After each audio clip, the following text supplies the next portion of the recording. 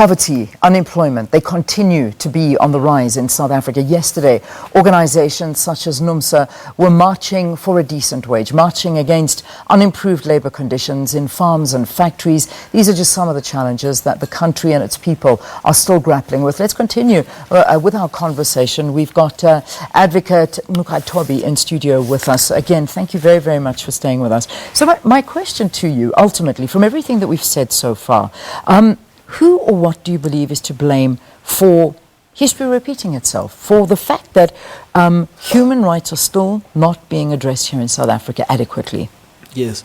Well, in order for us to promote human rights and to entrench a culture of human rights, what I think is critical is building strong institutions. And building strong institutions means anchoring those institutions in a culture and ethos of human rights. Let's take, for instance, Marikana, where the failures were. There were institutional failures in Marikana. Judge Falam pointed those out in his report. And those are institutional failures within the police system itself. And what had happened is that they had been told how to transition from apartheid to a human rights culture, but they simply didn't follow up with their own internal training methods. Take Life Esidimeni, what actually went wrong. So you will find it's individuals working within institutions that simply do not comply with clear rules and regulations. So critically, the main problem has been institutional failures. Or take, for instance, most of the litigation that we were engaged with last year, the institutional failures in Parliament. And so it seems to me that we have to go back to the institutions that we set up for the protection of human rights and ask the question whether those institutions are ideally set up for the protection of the human rights system. So I believe strongly that we should start off by strengthening the institutions, anchoring a culture of the rule of law within those institutions, and then policing them. Accountability. That is the topic of my next next conversation. I'm giving it a heading because I feel accountability is lacking from South African society. For people in power. Let's take Life Esidimeni. Yes, the judgment handed down was amazing. And yes, it felt like brilliant. These people, that the victims, the families, they've been given a lift in life, that this is going to help them get through this and they deserve this. But then again, you and I, that's our tax money. Again, that's going to be helping to pay off these funds. Who is going to be held accountable for this? Still nobody behind bars for this. No, again, a pit latrine toilet, a little kid losing his life. Is this fair? Who's going to be held accountable for this? There's no accountability. Marikana, another instance where accountability seems to be lacking from every instance where people are being killed and we are not seeing people falling for the fall of human rights in South Africa. Yeah. Perhaps address that for us. No, sure. I mean, let's take again those three instances. So there are levels of accountability. I mean, firstly, the fact that there have been commissions of inquiry itself represents a sort of public accountability. No one really wants to give evidence and to be cross-examined, and particularly what we witnessed with people like Gqedani Mahlangu, who had to give evidence. And in the same thing with the Marikana, ministers of state had to come to a commission account and give evidence.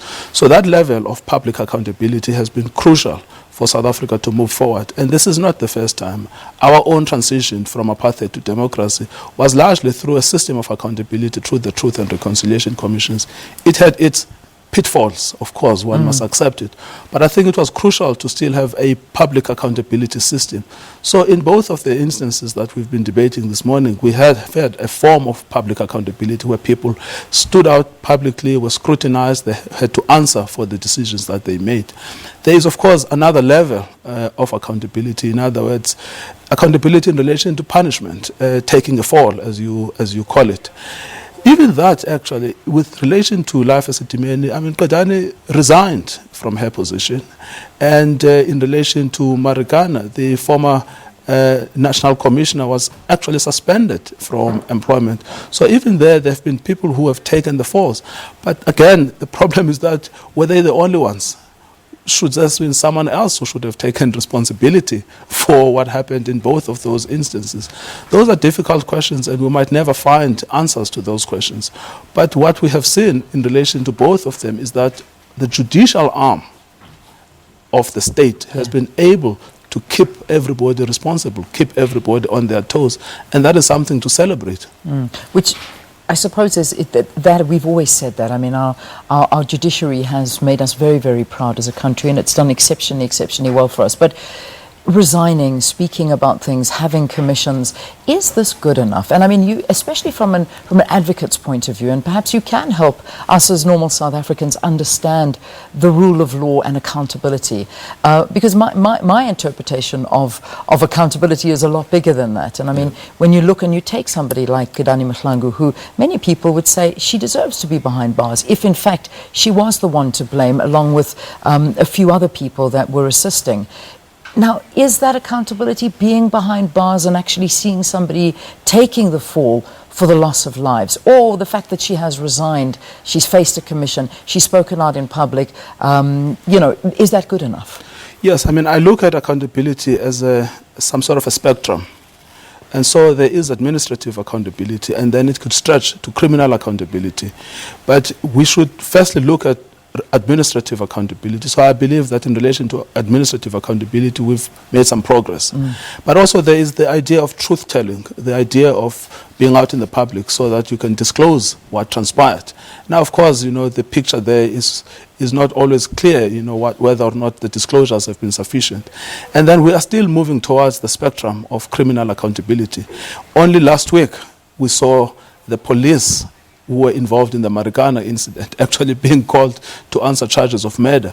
So yes, I agree with you that if you don't look at accountability as a once-off, you look at it as a spectrum. It's not enough to say there has been administrative accountability, there has been public accountability. We still need to move towards the criminal justice model. Absolutely. That system takes time. Yeah. And finally, it's unraveling in relation to Marikana. Yeah. Well, let's hope that that moves on faster, and the same can go for the entire state capture issue and the Gupta issue, which that's another conversation which we'll have. I want to start wrapping up the conversation with the issue of land, because I think it's vitally important, because that was a topic of conversation that came up the whole day yesterday, particularly by most opposition parties. When we refer to UDM, the EFF, they took those very, very seriously in terms of land or lack of land for many, many people.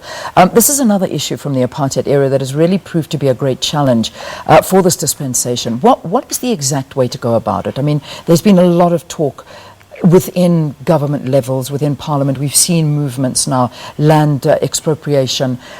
Is this the right way to go? How can this be implemented in a fair way into South Africa? I mean, you're the expert at this.